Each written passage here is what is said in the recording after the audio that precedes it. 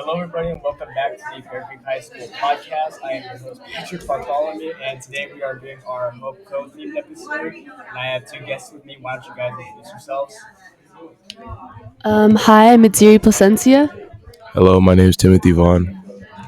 All right, so we're gonna. I'm just before we begin, I'm just gonna ask you a few basic questions about your experience. All right, so getting into the first question, what made you decide to? My freshman year, I was in student government, and as a student government person, like seeing what court does behind the scenes to get ready for rally and the homecoming game and everything, it just looked super fun. It looked so cool to like be one of those people and be able to do practices for the whole court dance and practicing for their own dances and stuff. And it honestly just seemed like a dream experience that I really wanted. Um, my experience, it was pretty good. I mean, only reason why I ran was because my mom wanted me to. And like I'm a football player, so it made sense to run for homecoming. Attention on that. Yeah. Well, I already get a lot of attention as it is. I mean, I don't like it, but it comes with it. Yeah, it comes with it. I just keep living. But it was good. Like the experience I had was really good. The people that were on court, like they actually were cool.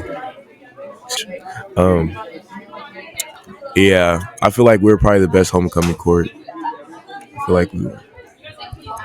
All right, so a follow-up question to that: would you do it again, given the chance? Like, would you do it for Winterfest, or like, just in general? No. I feel like prom is really competitive. People be fighting for their lives for prom. Yeah. Like a lot of people told me like, why didn't you run for prom instead? You probably could have won prom. And I was like,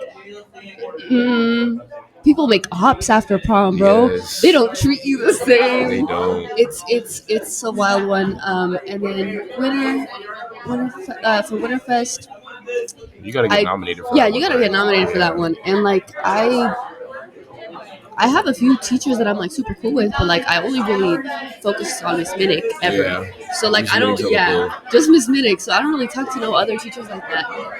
So probably I wouldn't make that one. And homecoming is just so like nice. They're the only court that makes a dance and then does like the dance at rally, and all of that is just so cool. Prom doesn't do that. Yeah.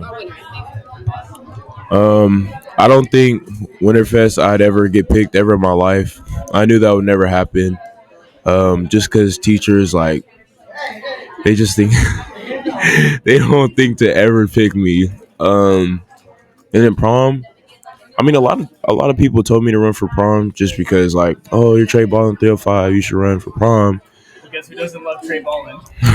Well, then I'm like, most of my boys are gonna run for prom, so I don't want them to get mad at me. That was the thing, because I have a friend who's in prom, and I want her to win. Yeah. So I didn't regret that. And then yeah, prom. Nah, I feel like that would be way more stressful than hoco. Any odds for you? Yeah. I get that. All right, moving on to our next question. So you both decided to run with specific people. Yes. Azira, I know you ran with Ebony, and Tim, I know you ran with Delisa. So what made you guys pick the people that you ran with? Like, was there any specific reason? Ebony is my dream girl. She There's no way you just did me like that. There's no way you just did me like that. I ran for ASB with Ebony. I sat next to her in my math class, and she is the reason why I passed, because I didn't do anything. I did nothing but cheat, and I passed. And she was always a great support to me, and I consider her one of my like closest friends. Like, she's not here right now, but she genuinely, like, she's like a sister to me, and like a big influence to me. And she means so much to me, genuinely. She's one of the kindest souls, and I love her so much. And also, I have a boyfriend, so I can't run with a boy, but he's a junior, so he couldn't run for court. Oh yeah. Yeah. Um, I don't think there was any specific reason. I just needed a partner.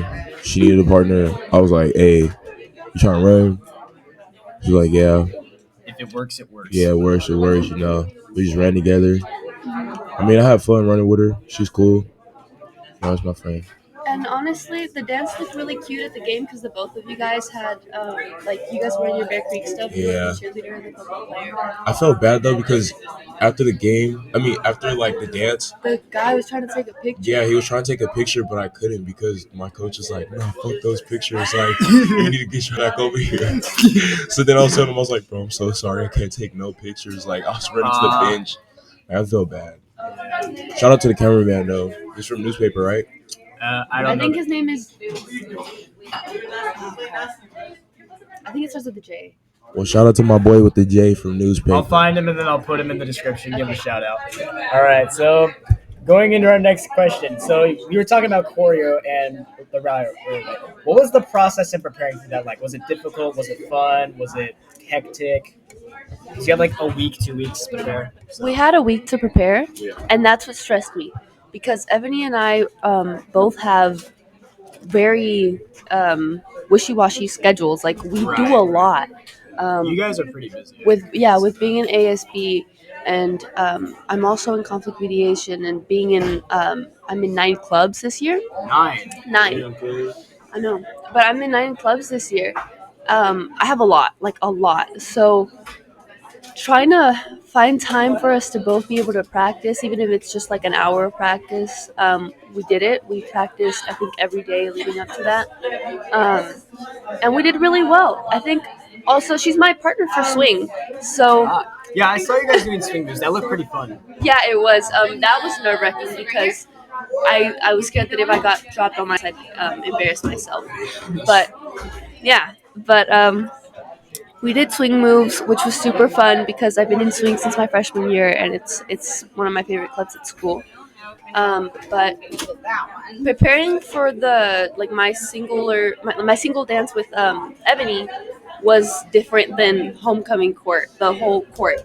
I mainly choreographed. Did I with Leilani? Yeah. We both choreographed, and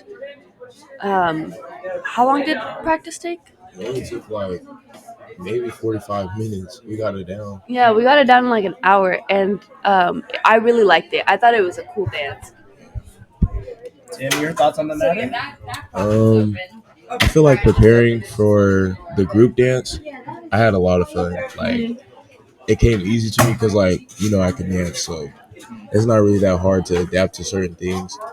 But then with my ankle, because I hurt my ankle first week of football, so I'm still trying to get it back regular. I get that. The dance with me and Noel, I was kind of struggling with it because I couldn't move the same. I'm trying to jump on my ankle and I'm limping on it and shit. So it's I kind of stressed her out. Shout out to Noel. I'm sorry for stressing you out, but she put in a lot of time too. I mean, she made the mix. She made the dance. I helped her with it. I kind of wish we had some of the poly stuff in there. I feel like that would have made it better. That would have made it real better. But I still have fun either way. But yeah, it was a good experience with that. All right. So a follow-up question on that, since you guys were both king, what would you say that specific dance was like? Say it was different, from the group dance and with your respective partners. So what would you say that was like? The king and queen dance? Yes. Oh, no, it was the same one that we did for the group dance. It was that same song and it was the same dance. I wasn't there for that. Oh, okay. So we picked that song, or Annette Marie picked that song because she was like, well, that's the one dance that everybody knows how to dance, right? Yeah. So it just worked out that way. It was easier that way. But yeah. Yeah, like she said, we did the same dance that we did as a group. And yeah, I was really tired. Bro, you looked serious. You looked so serious. You were looking at me like. I know. I seen the video. And I was like, bro, we both look like we don't want to be there. I looked shell shocked. I looked very shell shocked. You did good though. You did good. You guys did good. All right. Would you say that it was everything that it was hyped up to be, or did it fall flat, or fall sharp? Or... Yes, but no. But yes. Yeah, I agree on that one. Like, yes, it was nice to walk around with the week with the sash and everything. But the way that I saw the people who were on court my freshman year, like I looked at them like idols, like they were celebrities. And then walking around with it, like, you don't feel different. Yeah, Nobody cares. Yeah, nobody cares. Like, and that's how I was feeling. Like, I don't think just wearing a sash and a crown is like gonna help me win. You know, like I feel like actually putting myself out there would help me win. And then, what's it called? Oh, right. So then, for King and Queen, the only thing that really changed is that if you want to get into the mosh pits at the dance, it's hella easy. People just part like this. They just part and they let Like you the go red through. carpet. Yeah. Kinda. So that's kind of nice that, like, at a dance you don't have to struggle to get to the middle. No, but it was crazy. Right when I got in there, like, All right, we're back. So, did you guys actually think you would make it to King and Queen or just court? I thought I was just gonna make it to court because I didn't go to middle school with all of these people. I went to Rio Calaveras. It's K through 8 in Stockton Unified, and I didn't know all these people until I came to Bear Creek my freshman year. So I don't have all these like deep rooted connections that a lot of other people have because most of these people have only known me for like 3 years. So I thought there's no way. I actually was very nervous I wasn't gonna make it to court. But yeah. well, I don't want to sound like I already knew I was gonna win. Like, Okay. Because you're Treyballin305. Yeah. He doesn't love you. but it was like it Wait, I need to break some news to you. what? I am the ASB Commissioner of Activities, but I also have a partner. If I were not running for homecoming court, I would have been the person controlling the votes and stuff. I would have been the person checking that and making sure that everything was in order. But because I was in court, I was not allowed to see them at the time that they were like out. Annette Marie had them. I asked Annette Marie for both of the forms after everything happened. I viewed the stuff. You beat Summer by 5 votes. Yeah, by 5. I low-key wanted him to win though. And then I beat Lauren by 40 something. What the? That was a big margin. It's crazy. That's a lot bigger of a margin. Low-key, I thought Lauren was gonna win. I thought Lauren was gonna win too. Everyone thought it was going to be Summer and Warren. Yeah. That's what I thought. Yeah, I heard a few people saying that they voted for Lauren. I also heard a lot of people Alina for a second. Yeah, and Alina was actually after Lauren. But yeah, it was crazy. So, on your campaign, I say that with air quotes. It's not really a campaign. Like, was there like a specific strategy you guys used, like, or you just kind of went along with whatever? Yes. My strategy was me and Leilani and Isaac, we went to UOP, and Leilani and Isaac are both photographers, and they were also running for court. So they took me and Ebony's pictures, and me and Ebony like took them like nice, like we looked like vampires in them. You Like, did. yeah. I like those pictures. Thanks. And then we took Leilani and Isaac's pictures, and I just wanted it to look as nice and like as professional as possible. Like I wanted it to look like a movie poster, you know. Mm-hmm.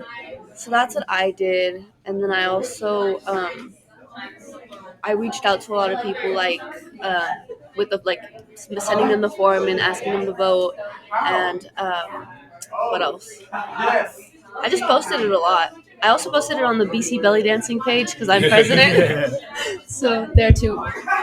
I also announced it at the first meeting. I didn't do a whole lot actually that I think I did. Yeah, Noelle made the posters because I'm not creative. Yeah, she made the posters. I was low-key like laid back during the whole thing. No, yeah, Ebony was too, because I made the posters, I made the mix, I got I coordinated the colors and stuff. Yeah. I kind of did everything. I also choreographed the dance. Yeah. No, all I did was just say, hey, vote Treyballin305 and Noah Stewart. I guess who doesn't love Treyballin? That's literally all I did. I think I really didn't advertise Zizizirri enough, but I wanted it to. I didn't want them to put Zizizirri on the form. Yeah. But it's Zizizirri. You're recognizable. I know, but still. All right. I think this might be our last one. So, would you recommend others to do it, like in the future at all? Would you be like, no, don't do it. So this time. Like, what are your thoughts on it? Yeah, I think definitely do it. Just watch out for the switch up. People I've never talked to before, and I know have talked smack about me before, are talking to me now. Yep. And it's so weird. Yep. It's so icky because it's like I know what you said about me, but it's also like thank you for saying congratulations and thanks for trying to talk to me. Yeah, I agree on that one. But then again, I am a man of staying humble. So even if you did talk about me, I'm still just gonna keep it pushing. Ain't nothing to it. I say do it. I had fun. I feel like everybody else would have fun if they were to do it too. But don't take it hella serious. Like if you take it hella serious, you're gonna lose a lot of friends. Yeah. Like just do it as for fun. That is the reason why a lot of people lose friends over prom. Yeah. It gets hella serious. Don't get hella serious. All right. Is there anything else that you guys want to add on this yourselves, or is that it? No. I'm just here so I won't get fined. All right. So before we continue into our next segment where we have all our members and stuff, Treyballin, I know you want to say something. What do you want me to say? The backstory? You can say that. Everybody's dying to hear it. Okay, so the backstory of my username. So my nickname is Trey because I'm the third. I made my username in I think 7th or 8th grade. Because ballin, that was low key the word at that time. So then I put Trey and ballin together, and I couldn't put 209. So then I switched it and I put 305. All right, continue. 305. So 3, I'm the third, and then 05 was the year I was born. But then also the area code for Florida is 305, and then Pitbull is Mr. 305 worldwide. So I just connected all of them together and got Treyballin305. It's confirmed. Treyballin305 is the Florida man. Florida man changes his name to Treyballin305. Treyballin is Pitbull. It's confirmed. He's the Florida man. All right. So that's it for us. You two, do the thing. Signing off. This has been Zizizirri and Treyballin305. Wishing you a wonderful day, Bear Creek. Hello, everybody, and welcome to another episode of the Bear Creek High School Podcast. I am your host, Patrick Bartholomew, and we are back with another episode. Before we begin with our topic, we are going to talk a bit about homecoming. So, how many of us were at homecoming? Hey! You want to say yeah, so you guys don't? Yeah, you were there. I don't know why I was accidentally flipping you off. There in spirit. He was there in spirit. Imagine going to homecoming. All right. Who was at home eating ice cream, being depressed? Afterwards. Actually, no. I went. All right. I had a melted. For those who went, you guys want to talk about your experience? Hey! Nathan, you want to go first? And first in what? Talk about your experience at homecoming. Yeah. I mean, I just sat down with me and my girlfriend and bugged one of the teachers for the entire night. I feel bad for the guy. His name is Mr. McGuire. Why? He's my favorite teacher of this school year. Himself? Huh? Yeah, that's a bad way to say it. Yeah. Wait, what? I was going to say English man himself. Oh. But anyways, yeah, I kept bugging him the entire time, and I just felt really bad. I was What was like, he doing? Mr. McGuire, why do you wear blue shirts all the time? I'm like, I don't know. What was he man. doing?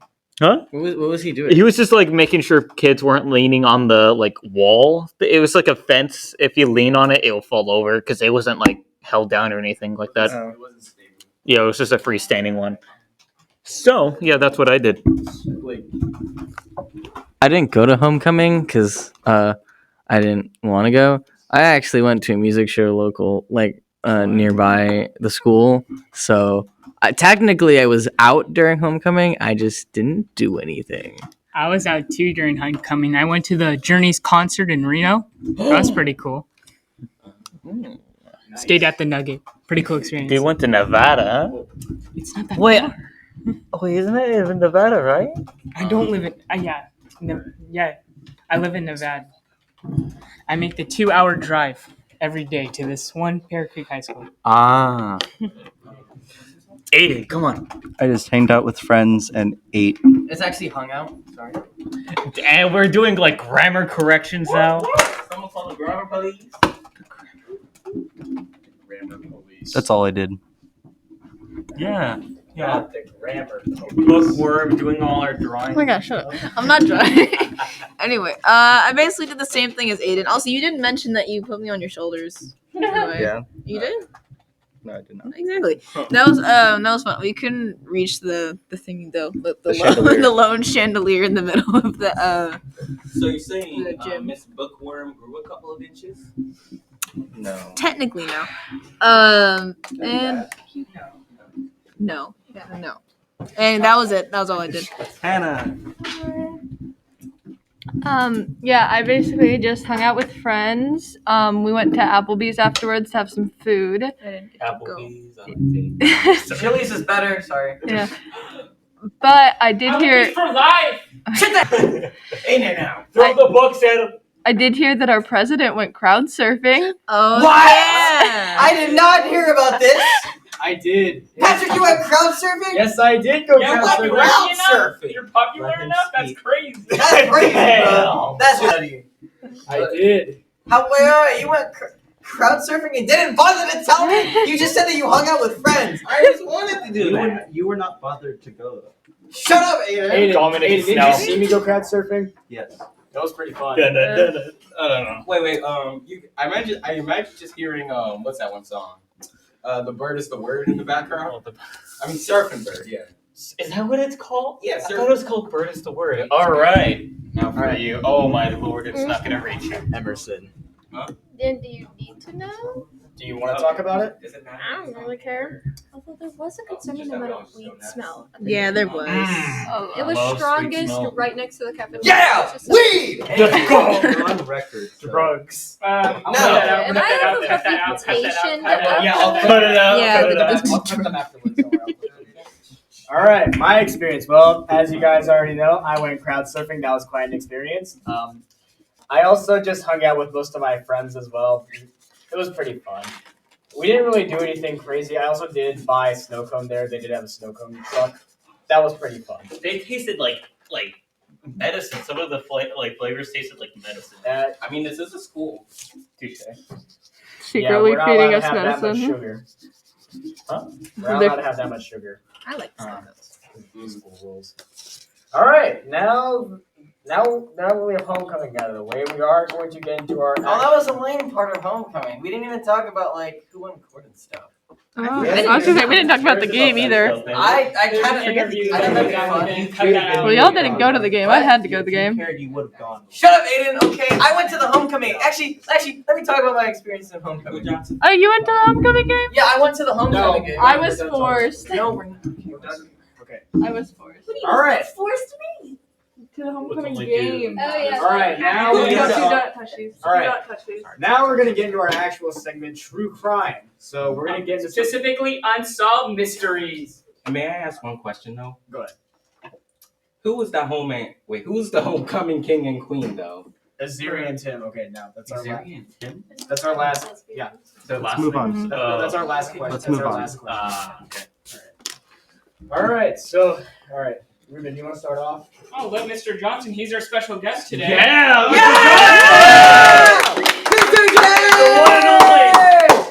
Hi, everybody. Make history. Thanks for having me join the podcast today. My understanding is we're going to chat about 4, possibly 5 unsolved crimes that are fairly famous, that have made the news, and most all of them at one point or another have made it into a documentary or a television show or something. And the first one I believe that we're going to touch on were the Tylenol poisonings. Was that correct? Yep. Okay. This in 1982, in the greater Chicago area, there were 7 victims of poisoning. It turns out that this poisoning was potassium cyanide that was put inside of caplets, inside of Tylenol with acetaminophen. Pretty standard medication, 500 milligram. These are extra strength.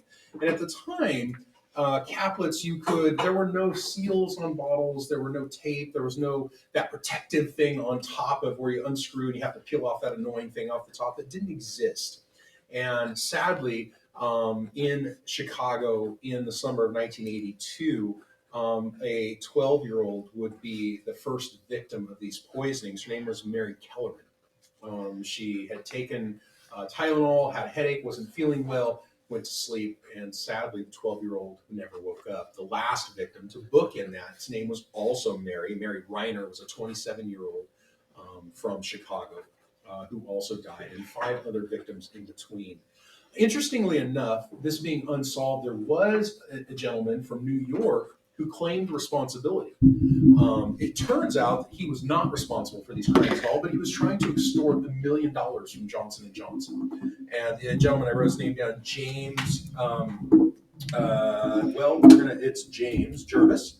I don't believe the last name might be wrong there, but $1 million is what he was asking for from Johnson & Johnson. And it turns out he would eventually be arrested, not of course for poisoning people, but for trying to extort $1 million. To this day, in 2022, they never found out who the Tylenol poisoner was. And possibly the longest, 2 long-standing impacts from these poisonings. Number one, over-the-counter medication would change forever. Everything would be extra sealed, extra, wrapping or plastics, things that are difficult, child-proof bottles to keep kids out of them, these sorts of things.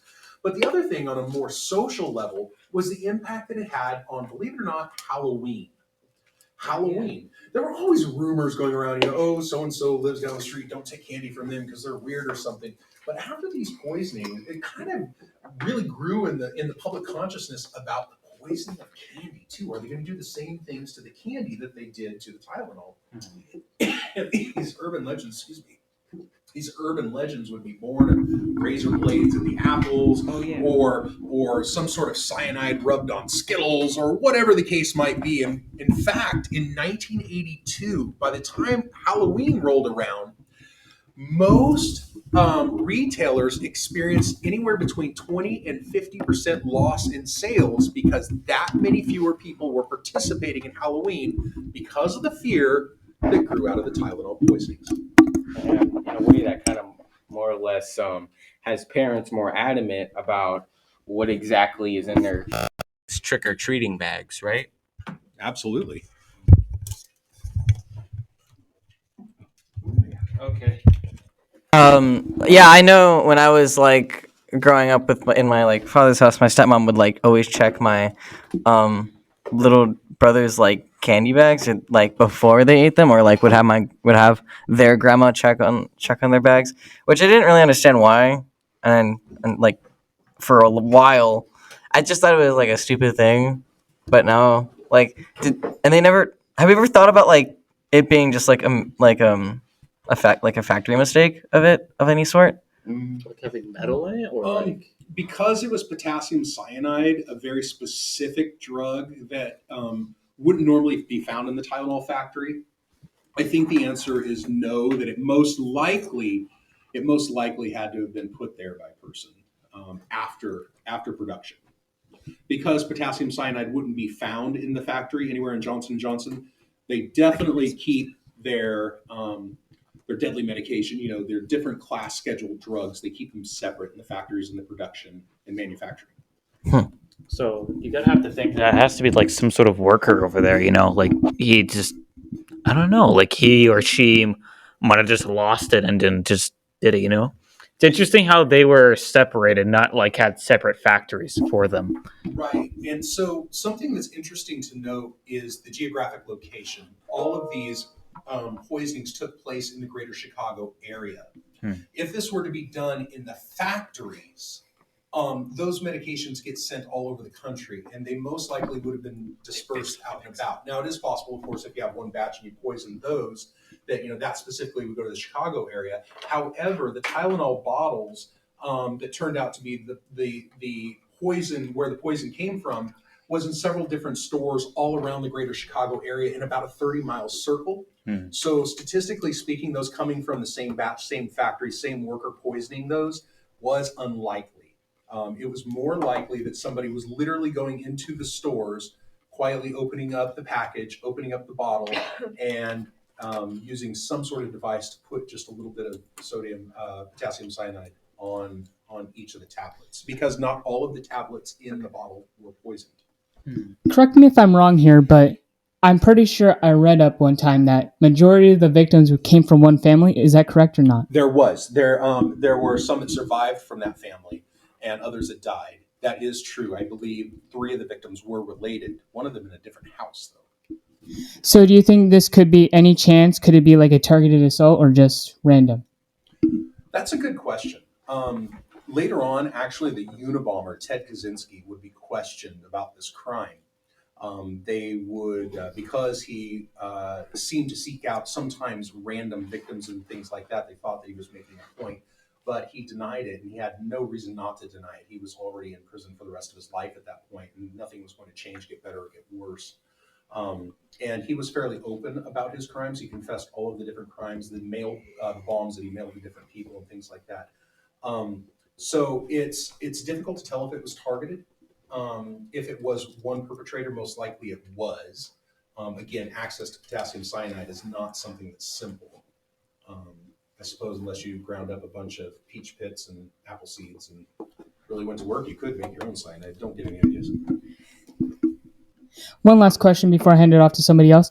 What are the chances that this could have been, let's see, how can I put this, solved today? Is there any chance, could this be solved today?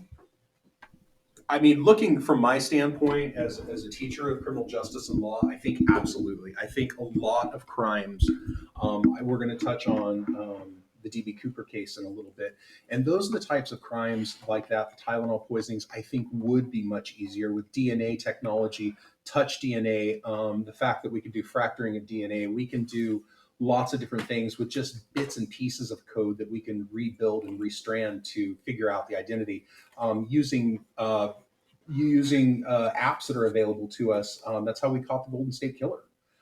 It wasn't that they were able to match DNA to the Golden State Killer because they didn't know who he was, but through a DNA match on like a family website, 23andMe type thing, they were able to use the process of elimination to find out who the relative of this person was who volunteered their sample.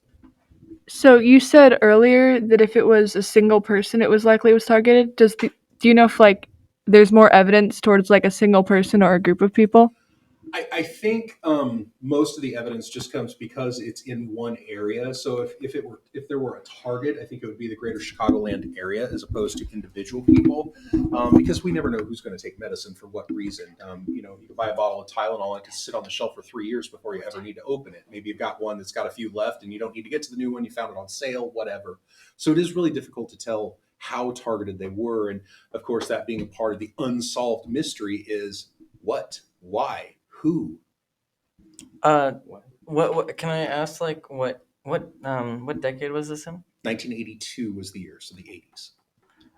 I could see it just being a bunch of like a group of like teenagers just messing around and like getting a bit too far ahead with like Teenagers with potassium cyanide? Nobody just carries. What should around I get potassium today? cyanide. The potassium cyanide. I don't know, man. I think the bananas are looking pretty solid too. What cyanide should I choose? That's crazy, guys. So many choices, dude. Guys, greatest prank ever.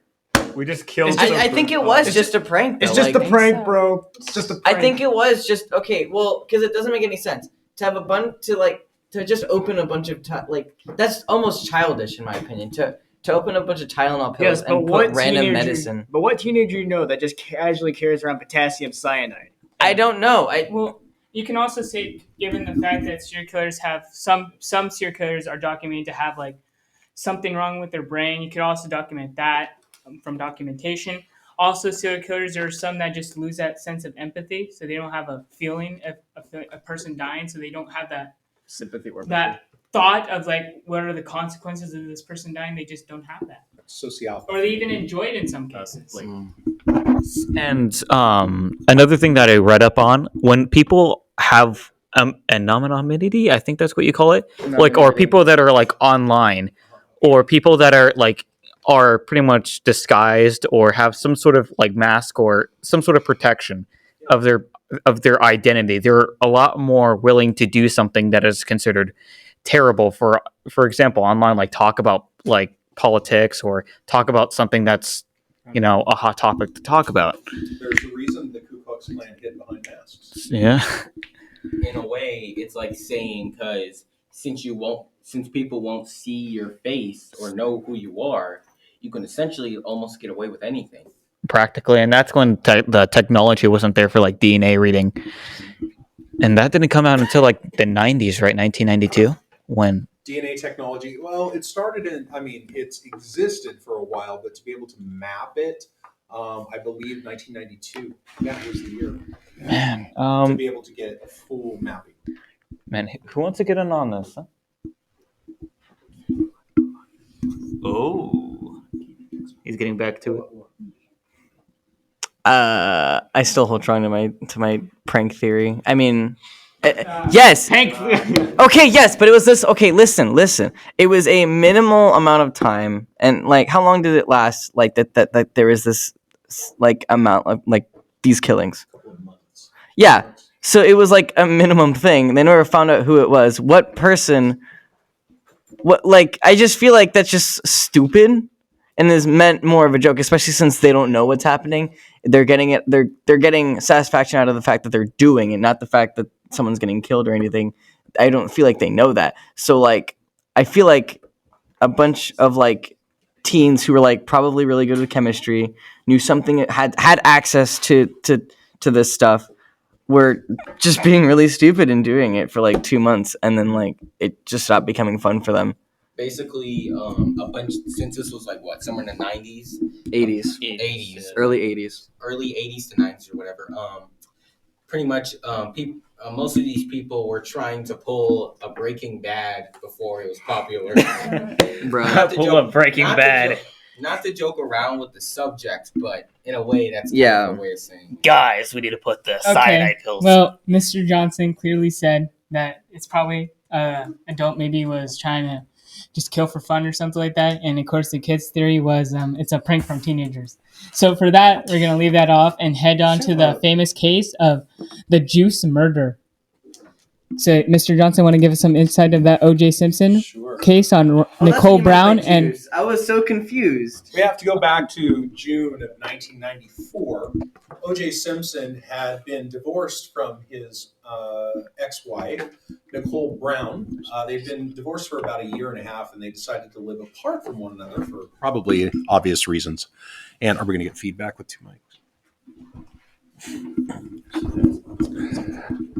Nicole Brown had moved into a place originally on Gretna Green, which is a street right behind where she would wind up eventually at a really nice posh condominium on Bundy Drive. On that night in June of 1994, O.J. Simpson had attended his daughter's recital. His ex-wife was there, his ex-wife's family, and they all seemed to be very congenial. They all hugged, laughed, talked to one another. But that night, things would take a dark turn. Of course, it being unsolved and having gone to trial and found O.J. Simpson not guilty in the case, technically speaking, it's still open. It's a cold case. What happened that evening? Well, of course, we don't know all of the details. What we do know is Nicole Simpson returned home with her 2 children sometime in the early evening. She had stopped and get ice cream. They had a little bit of ice cream, and then she put them to bed. She poured herself a hot bath, lit some candles, and actually had her ice cream out and was finishing it. Somebody interrupted her rest and was at the door. When she went to the door, that's when we don't know what happened next. Was it that her friend Ron Goldman, who had worked at the restaurant she had visited after the recital, was it him bringing back a pair of glasses that Nicole's mom had left? Or was it somebody else entirely? What we do know is at the end of the night, both Ron and Nicole would be dead, laying at the foot of her doorstep. Ron half into the bushes, and Nicole, with her head nearly completely decapitated with a big knife, was laying on the ground in a cold pool of blood. It wasn't until her dog had got out and a neighbor had found the dog running up and down the street, grabbed the dog and was going to take it to their house, but realized that the dog was leaving wet footprints everywhere. That morning, of course, discovered that was blood. When they brought the dog, walking the dog back toward their house, the dog pulled them in a different direction and took them to Nicole's home. The person, sadly and curiously, the dog knew where his owner was, and it was Nicole Simpson. And the neighbors that were kind enough to bring the dog to try to find its home or to take it home themselves discovered the two bodies and called the police. The investigation would begin to roll from there. Where was O.J. Simpson in all of this? Well, that evening, he had actually been a little late to catch his ride from his limo driver, who was ringing the doorbell, or excuse me, the outside gate bell, and couldn't get an answer until finally got an answer, said, "Hey, I'll be there in just a minute. Sorry, I was taking a nap, just got out of the shower." O.J. Simpson strolls out, jumps onto a plane at LAX and heads to Chicago.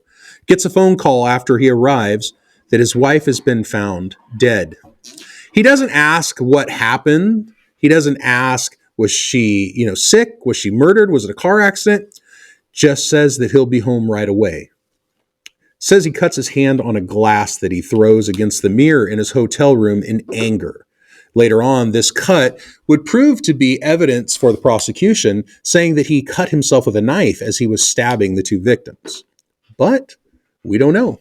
O.J. Simpson did go to trial a year later in what was the longest and most expensive trial in U.S. history, only to be found not guilty. Why? Not because of the evidence so much. In fact, most of the evidence pointed to the fact that he probably was the perpetrator. But it was the bungling of evidence, mishandling of evidence by the LAPD, and a racist cop who was the first on the scene, who had been noted as using the N-word several times in public and on record. And so Simpson's defense dream team was able to use that to help him see the light of day again. I want to touch more onto the answer. So is that the correct statement? He said he didn't know, or is it, I heard some statements online said who killed her. Is that true or not true? He did not ask who killed them. Initially, he did not respond to the death at all, just that there was a death. Didn't ask what happened, who did it, was it an accident? There were no responses from him. And then they offered him more information, said that she's been found in her home, et cetera, and that's when he threw the glass.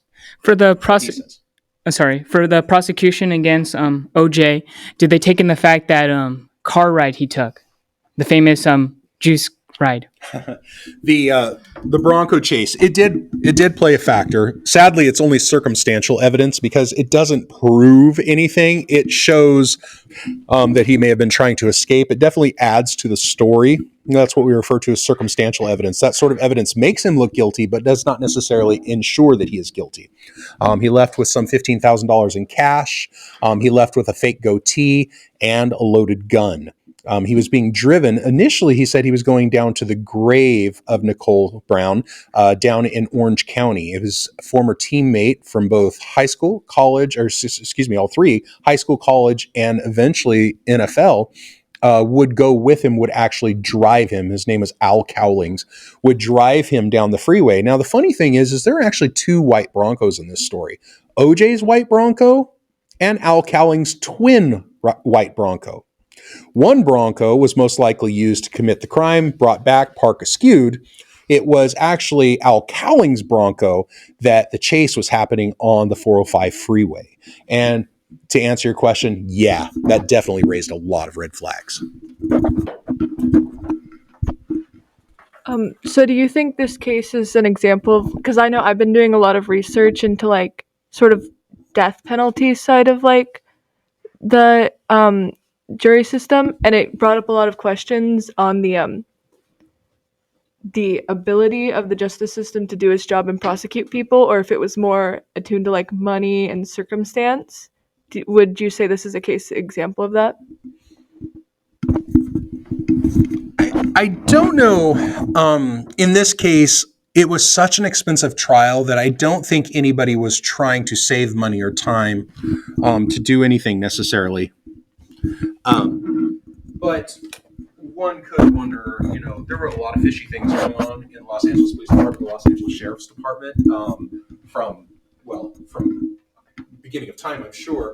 But in the 80s, there were a couple of really nasty cases, and into the early 90s. And we have to remember this is riding on the coattails just about a year after the Rodney King case, where Rodney King was in a high-speed pursuit. Police sheriffs were chasing him, and he led them on a high-speed pursuit and got out of the car, and the rest is history.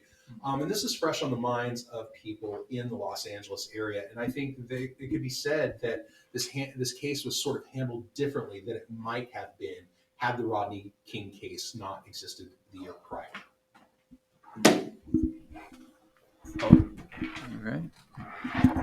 Dominic has an opinion. What's your opinion, sir?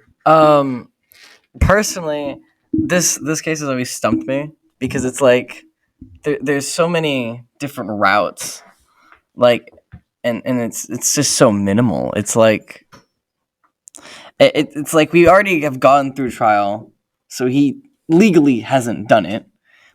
But who else would have? No one else would have. So like, I don't know. It's just a really crazy thing to me. Like I've known. Like just thinking about it just puzzles me. I think these are one of the rare cases where like it was almost set in stone, like what he was going to get punished with, but due to the what was that word when you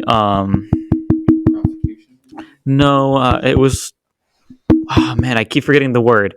Anyway, What is the origin of the word? Give us an idea what you're looking for. Kind of describe the situation. It's a cohesion or like you like the handling the handling of evidence is the best way I can explain it. If they weren't run Forrest run, but due to the mishandling of the evidence and all that, I think he would have been guaranteed to be arrested. And wasn't there like a scene or like I think there's like this famous shot of him putting on a glove. Yes. Yeah. And it fit or did it not quite fit? Well, that's up for interpretation. The gloves that were found, one glove was found at the Bundy house. That was the condominium that Nicole and Ron Goldman were murdered at. And the other glove was found at O.J. Simpson's house, behind his house, between his neighbor's fence and the back of his guest house. In court, they asked him to try them on. We have a couple of confounds here. Number one, he had latex gloves on underneath. Number two, it's been said that he didn't take his arthritis medicine for 4 days, so his fingers would swell. And number three, we see that the gloves have been wet in blood and dried, and that causes natural shrinkage in the wool and the leather of the gloves. So the gloves were not the same size as ones you would buy from Bloomingdale. So it had the possibility of being someone else, or absolutely, yeah, and, absolutely. That possibility exists. And it's just weird. Did the bodies of the victims have any bullet wounds at all, or just a all big? Stab wounds. It's interesting. Maybe he was gonna plan doing something else. All right, off to Ruben. So as you mentioned, the stab wounds. As there were how many recorded stab wounds? Do you know the number of? I don't know the number off the top of my head. I can tell you that they were both brutally stabbed, and like I said, the coup de grace on Nicole, and they can tell that it was one of the last wounds was somebody had picked her up by the front of her hair and from one side of her neck to the other had completely opened up her throat to the point where her spine was visible. I want to see your reaction to this theory. I kind of just came up on the spot because you mentioned that how Ron Goldman was not shown at her house or not walked with her. Is there a chance of this being murder-suicide because of like a sexual kind of thing? I don't think so. I mean, my first indication on just a base level would be because they're stab wounds and it'd be very difficult to stab yourself to death. But secondarily, they were mutual acquaintances. They did not have a tight bond. They wouldn't have been in a position to have some sort of obsessive relationship. I don't think they were just passive friends, pals, knew each other. Ron was a popular guy. You can almost say kid, who had lots of other friends, girlfriends, things like that. So I don't think it was a jealousy. I don't think it was a murder-suicide. That would just be my guess. And again, I'm going to go with the stab wounds as the number one indicator of that, but then just the social surroundings of the situation. Let's see. So as you said, so what about the wool hat? As because another suspect in this case is O.J. Simpson's son. I forgot his name. Jason Simpson. People say he's a possible suspect, and even nowadays, people are saying he's one of the most popular suspects up there with O.J. What do you think of this statement? Yes, Jason is a suspect, and we had a conversation a little bit earlier, and I said I would not be shocked if it turned out that he had something to do with it or was involved, but I do doubt it. Again, motive. Motive is one of the most important things, not critical, because sometimes there is no motive. We talk about the Tylenol poisonings or serial killers. There's not really a motive. It's a compulsion that they have. So the question would be, Jason Simpson has so few bits of motive to want to hurt somebody to that degree, and especially someone else who, kind of just shows up, this random person that Jason has never met before, Ron Goldman. I will be honest, my theory would float more to Simpson showed up to talk to Nicole because he was upset with her, wanted to say something to her before he left for his trip to Chicago. And while he was talking to her on the front porch, Ron Goldman showed up, and O.J. Simpson, being a very violent and a very jealous person, because he's done this sort of thing before, probably started to fight Ron, and then Nicole probably jumped on him, and the thing just exploded. And I think they were both murdered. So because we don't know what happened when Nicole opened the door. So do you think Nicole was the main suspect, target, and then Ron was just collateral, or it could have been Ron, or?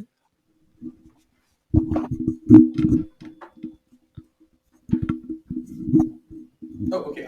To answer that question, in my theory, I don't think that either were initially somebody that that was sought to murder. I think that happened as a result of tempers flaring, and Ron knew some martial arts, maybe attempted to fight Simpson. Simpson's much older, but he is much larger too.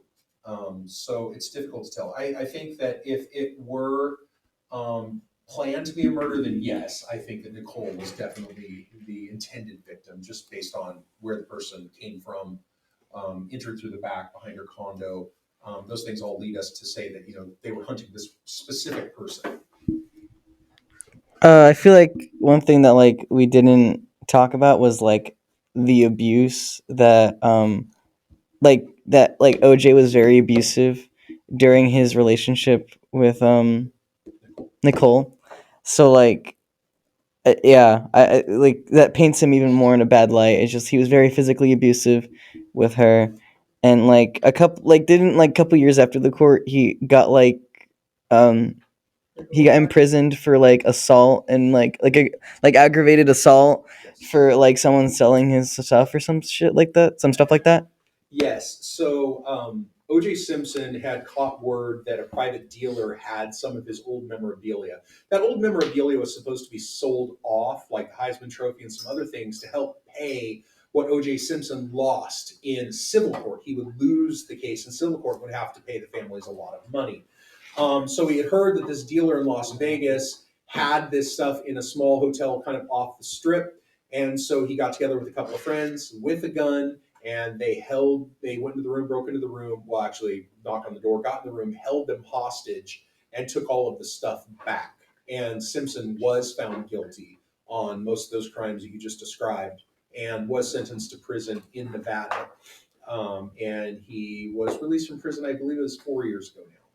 One note, he also didn't want to give up any of the money to Nicole's family, because I know he owed a certain amount of money to Nicole's family, and he didn't give any of it to them because he called it retirement money, and it was in Florida, and there's some stuff around that. Right. Yeah, he's sheltered his money in a way that it's all considered retirement or pension money, which can't be taken in a civil trial because that's supposedly their only means of living. I believe his pension is $10,000 a month. So yeah, he's been very crafty in hiding his money so that he's only paid a couple thousand of the millions that he owes. Anyway, so we're going to move on this last case. People may not know it because it's not as famous as the other ones we talked about, but it did get its own Netflix episode on Unsolved Mysteries, which is coming out in mid-October, 3rd season, so be excited for that. Anyway, this case that we're going to be talking about right now is going to be Patrice Andreas. So Patrice Andreas, please forgive me if I'm not saying her name correctly, but she was a person that she was young. She was 35 years old. She was a hairstylist. She was married to this guy, Rob. She had a son named Pistol. And so basically what happened was she was working all through this day. It's regular work day. And then during 13 minutes, she disappears and eventually ended up, I think it's about, forgive me if I'm wrong, 500 days to the dot where she disappeared, where her remains are found. Skeletal remains are found. Anyway, there's been a lot of cruel stuff against the case. 2 serial killers. I forgot their names. You could pop up pictures of them now with their caption names, Patrick. And so basically, there's a serial killers. Her husband's definitely a suspect due to some red flags. Narcissistic behaviors against the police. An example would be his quote saying, he has a criminology degree, so he knows the husband intends to murder the wife in these kind of cases. Also, he says some kind of crude stuff. Show right now in this little clip right now. So if you please forgive me a second, I'll play the clip and you guys can see your reactions to it.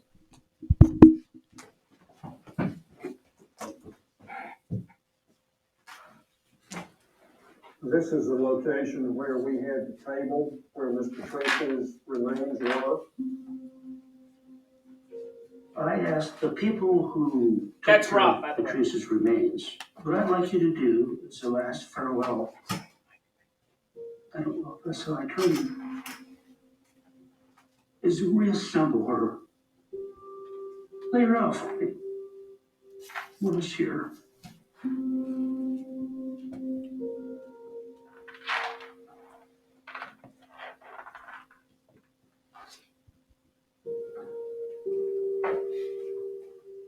The skeletal remains that we received, we placed as best we could in the correct anatomical position. And then when we had that ready and set, I brought Mr. Rob into this room where he had some time with Miss Patricia. I picked up her skeleton, made her head, and carried her on for a while.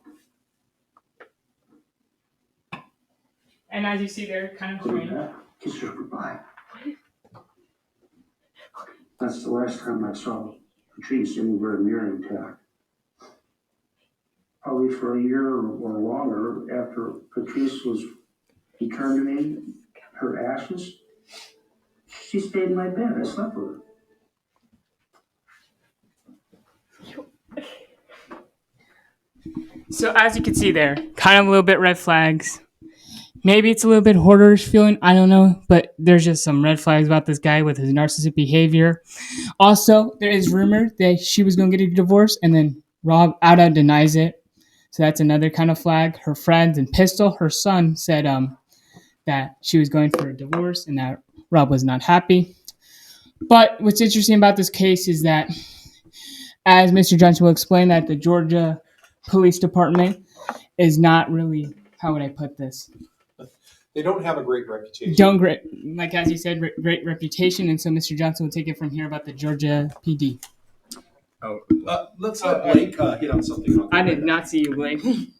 I just thought it was funny. The way that like Ruben came over here and was just like super subjective about the case. Like he didn't really explain it that well. It's kind of hard to explain in like, how much time do I have? Like a couple minutes? 10 minutes. It's like 4. And I'm not really a pro expert as Mr. Johnson. How many years experience do you have, Mr. Johnson? Being a serial killer, not many. Personally, I have a lot of experience. It's definitely been an interest of mine for some years. I don't know. I think my 7 murders from last episode are qualify for some experience from my end. Stop. Come on, man. Well, anyway, if you guys have any questions about this case, feel free to ask. Hannah, there you go. I was going to say, like, to the narcissism you're talking about, I know we were talking earlier about, like, this with the other case, how there wasn't that obsessiveness for the person. This one definitely seems to have that obsessiveness. Yeah. Yeah. Also, you can put in the clip or the episode picture. It does say that she kept Rob here kept her ashes away from her son, away from everybody. So he has her in a box, and he doesn't show anyone. That is disturbing. So like no one in his family is, or no one in her family in the victims.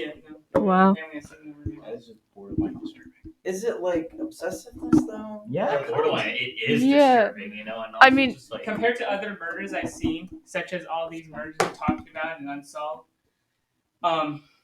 it's very strange how this guy gets interviewed, because most of the guys who are like guilty, they don't really go for the interview unless they're like talking. That's why I'm also thinking it's kind of narcissistic behavior. Also, if there's another clip in this too where he says, I don't know if I'm repeating myself, where he has a criminology degree.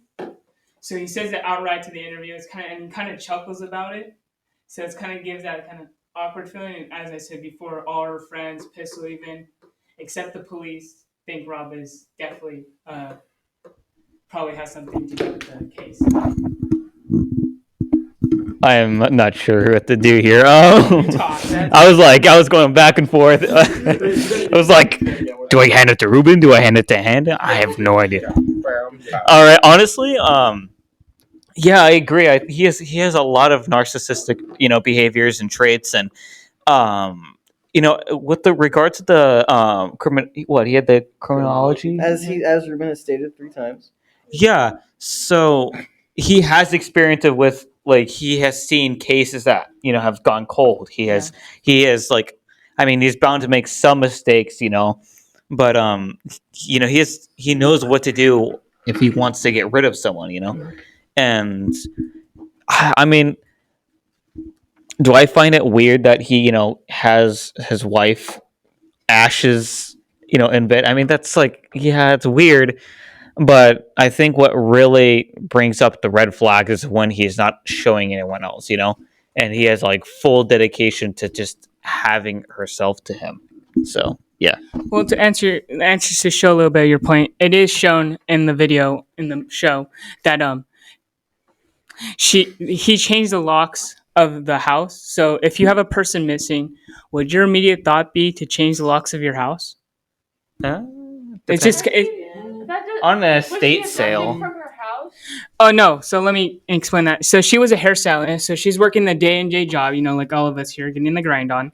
And so she has clients coming in, and then she has a lunch break, and then she has a phone call. She's a little bit abnormal. She's not her giddy self. And then her next client comes in 13 minutes later, and she's not found. The police immediately hop on, and that's why this episode's called 13 Minutes on Unsolved Mysteries, because they have every other frame of her life except the 13 minutes she's disappeared and was eventually found killed. So in a way, it was a race against time, but they were 13 minutes late. That's like extremely cliche, but yeah, it's kind of what it is. Yeah, so she's basically gone for 13 minutes. So as I say before, our friends and her son think Rob is a suspect. He does have an alibi. It's not airtight as stated by the police. There are all 2 other serial killers that, made those false confessions as we talked before. But I think the main problem is, and I'll let Mr. Johnson explain from here, that the Georgia PD, I think this case is 30 years old, I believe, and they still not released a majority of the evidence. They have a lot of what they call red herrings, so they can keep close to their chest, so they don't have many false confessions. But I'll let Mr. Johnson take over the Georgia PD. So admittedly, this case is new to me, so I'm going to do some homework on this specific case, but I can speak just a little bit to the GBI, that's the Georgia Bureau of Investigation. They have a rather long and tattered history. Early in the 20th century, the 20s, 30s, 40s, into the 60s, there were several members of the KKK that had infiltrated that department, and it was definitely turning some things upside down. Now, I've got to imagine by 2022, most of that has sort of washed itself out. None of us are ignorant enough to think that can't happen, but it most likely is substantially less than it was. But there are a lot of questionable situations that have happened with cases that the GBI has been handling, whether it was a narcotics invasion where they wound up burning an infant child that they had to put into an induced coma that was in the hospital for 6 months, or inadvertently killing a pastor who had nothing to do with anything. He just happened to be in the wrong place at the wrong time and they thought he was a suspect. Or, as we saw more recently in the Maud Arbery case, with folks running down an individual and feeling they can corner them and shoot and kill them. These are things that the GBI has been handling, and there are many, many other examples that we can find of botched cases, questionable practices, and seriously incompetent police work. That's not to say that the the GBI hasn't done just the opposite and solved many crimes. In fact, one of the biggest crimes that they did solve were the Atlanta child murders, where they were able to catch the suspect through a tremendous amount of difficult work. So there are definitely success stories, and I'm sure there are thousands more that we don't know about. But sadly, it is the negative one, the Bumble cases, that make the headlines and make the GBI look pretty bad. I wanted to ask Nathan. Nathan, when you said earlier that you don't find the ashes, the action of the dude sleeping with the ashes to be weird.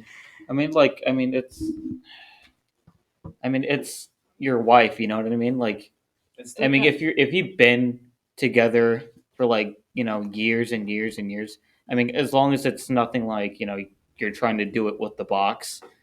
But I think like just sleeping, it's hard to describe, but I don't think it's sentimental. Yeah, it's like it's your wife, if you've been together for so many years. It kind of seems like an unhealthy grieving thing, though. But that's how people grief isn't healthy, Patrick.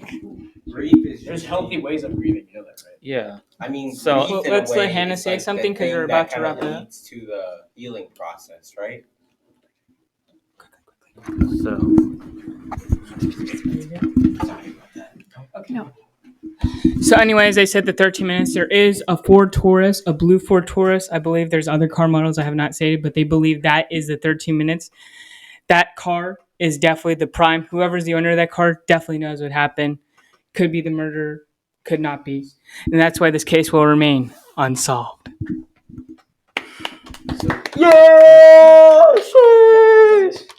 What? Yeah. All right. Oh. So I'll send you the Netflix. Okay. All right. So that concludes our episode today. Thank you all for watching. This has been the Bear Creek High School podcast. Today we talked about homecoming and true crime. Any ideas for topics or any questions, leave them down in our comments below, and we'll see you guys next time. Peace. Yeah.